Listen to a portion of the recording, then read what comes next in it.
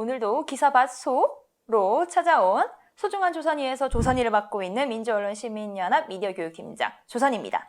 안녕하세요. 소중한 조선이에서 소중한을 맡고 있는 오마이뉴스 사회부 소중한 기자입니다. 네. 기사밭소. 네, 또 돌아왔습니다.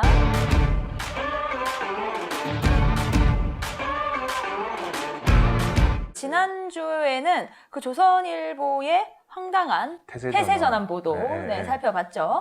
그 당시에 오늘도 태세전환 보도 이제 시리즈인가요? 조선일보 외 다른 외 언론들 다수 들의 태세전환 보도들 살펴보는 시간입니다. 그래서 황당한 태세전환 베스트 5. 5개 엄선해서 그런 거 순위를 매긴 건 아니고 다 주옥 같아가지고 5개 이렇게 베스트 5로 모아봤습니다. 최근 들어서 이제 백신 수급이나 백신 예약률이나 백신 접종률 모두 나름대로 좀 청신호가 켜진 상황이고 11월 이전에 집단 면역도 가능하다 그런 가능성까지 거론되고 있는 상황입니다. 그래서 약간 좀 긍정적인 신호들이 계속 나오고 있는 것 같아요. 초반에 조금 어려웠던 거에 비해서 지금은 조금은 그래도 한국이 백신 수급이나 이런 것들에 대해서 좀 앞서가고 있다라는 평가가 나오는 거죠. 근데 이런 상황에서 그동안 백신에 대해서 막 비과학적인 기사 막 내놓거나 너무 많았어요. 사실상 저주를 퍼붓는 듯한 기사를 써냈던 언론이 태세전환하고 있다라는 게 화제가 되고 있죠. 그렇죠. 그래서 지난주에 저희가 그 대표적으로 백신 맞읍시다라는 거를 일면 기사로 내보냈던 조선일보를 다뤄봤고 오늘은 아까 말씀드렸듯이 베스트 5 할 건데 먼저 1번입니다. 1번. 이걸 1위로 꼽을 수도 있었는데 뭐 또 1, 2, 3, 4, 5등 순위 매기는 게 큰 의미가 없어가지고 다 주옥 같아서 1번으로 하겠습니다. 서울경제 기사인데요. 이 기사들은 언론사만 똑같은 게 아니라 기자도 똑같아요. 한 기자가 다 쓴 거예요. 일단은 그래서 약간 이렇게 먼저 소개를 드리는 건데 네티즌 사이에 이게 꽤 이슈가 됐어요. 이 기자님이. 그래가지고 이분이 쓴 2020년 작년 11월 23일 기사예요. K방역 자랑하더니 백신 후진국 되나.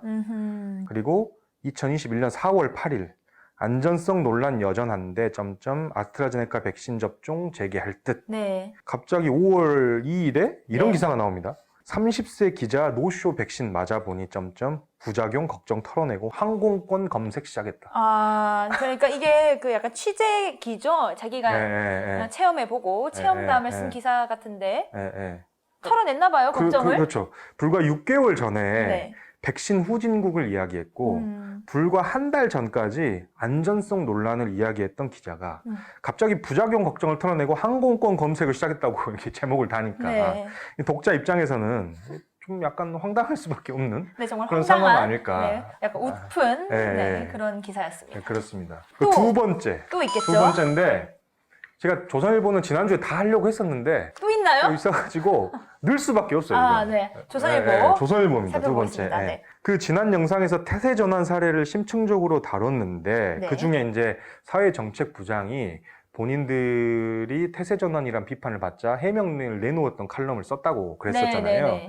그 칼럼이 백신 접종이 정파 따질 일인가? 라는 제목이었어요. 근데 이분이 1월 달에 썼던, 정확히 5달 전에 썼던 기사, 제목이 이거예요. 칼럼인데, 반과학이 만든 코로나 2류 정부라는 칼럼을 내놓았습니다. 그러니까 한국 정부의 아스트라제네카 중심의 백신 수급과 관련해서 이를 비난한 기사였어요. 그러니까 언론은 그동안에 아스트라제네카 백신에 대한 공포를 조장해 왔었거든요. 이걸 과학적으로 생각해 보면은 사실 맞지 않는 거예요. 그러니까 저희가 지난 영상에서 그것과 관련해가지고 아주 자세히 다뤘으니까 한번 보시면 될 것 같고 위 칼럼에서는 1등 백신을 화이자 등이라고 이야기를 하고 아스트라제네카는 2등 백신이라고 이야기하면서 2류 정부다 이런 이야기를 한 거예요.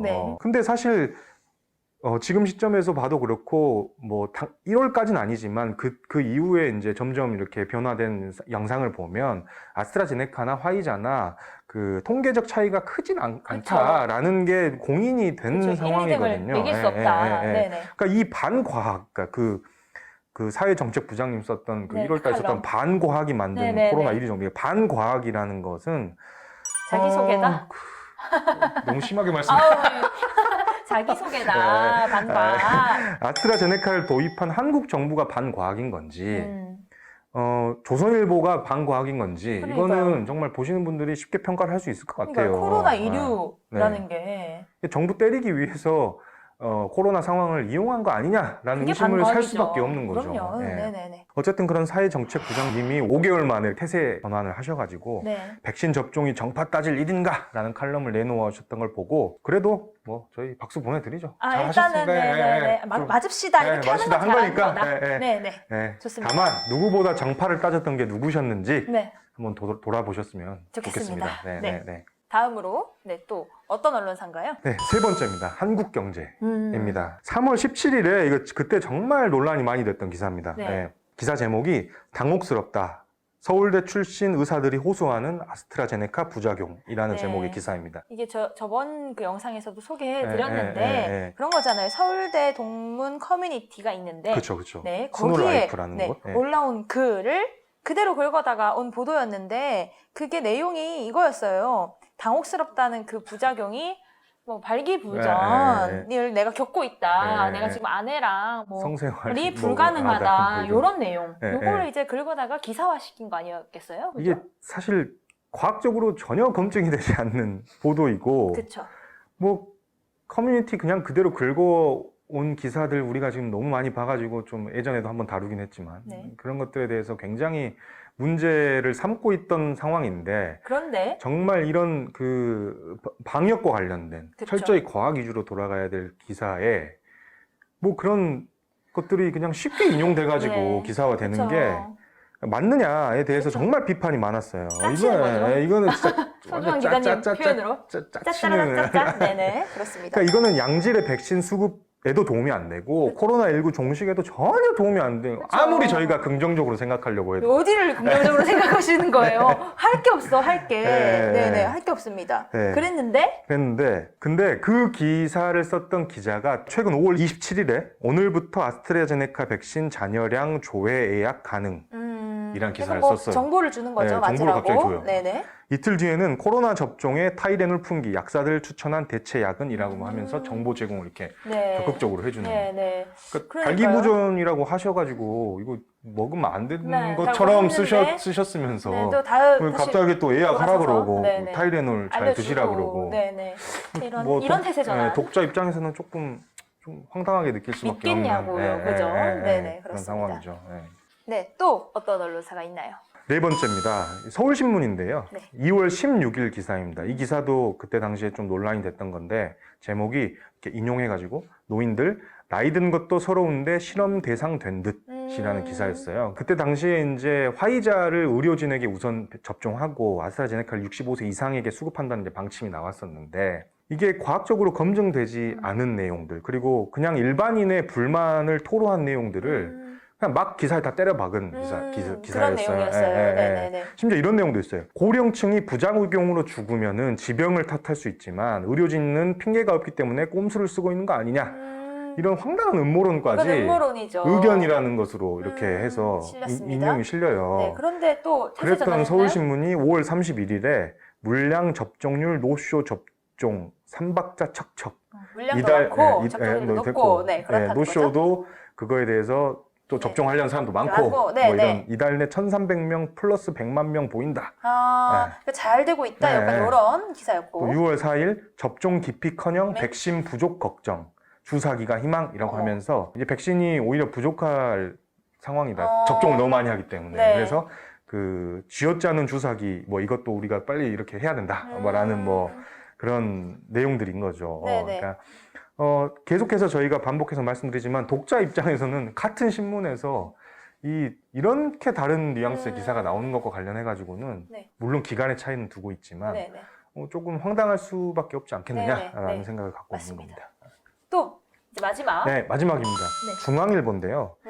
이게 태세 전환이면서도 조금 더 황당한 기사가 좀 있어가지고 소개를 해드리려고 그래요.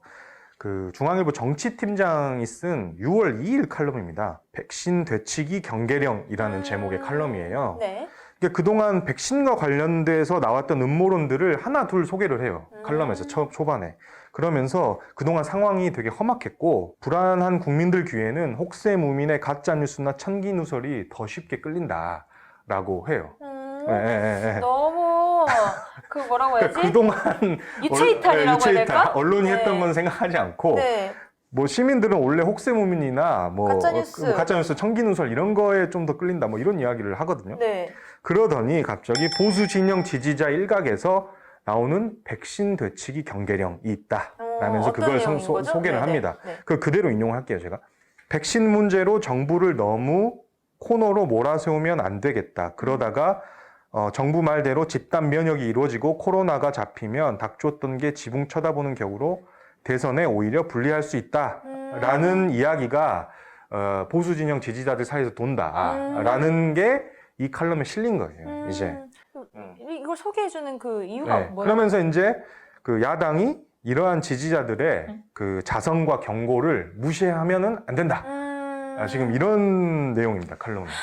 진짜 오래오래 돌아왔네요. 네. 이게 또 이런 거네요. 정치 컨설턴트 그쵸. 해주는 네. 기사였네요. 그렇죠. 네, 그런 칼럼이었습니다. 그러니까 네. 사실 그 아까 말했듯이 그 인용된 거 백신 문제로 정부를 코너로 몰아세우면 안 되고 정부 말대로 코로나가 잡히면 대선에서 야권이 불리할 수 있다. 그런 내용인 거죠. 이런 이야기가 돈다라는 거를 소개해주고. 언론에서는 그거를 자성과 경고라고 평가를 하고 있는 거예요. 중앙일보는 지금. 근데 그쵸, 그거는 그쵸. 자성과 경고가 아니라 코로나19라는 감염병을 정쟁에 연결시키는 전형적인 반과학적 사고다.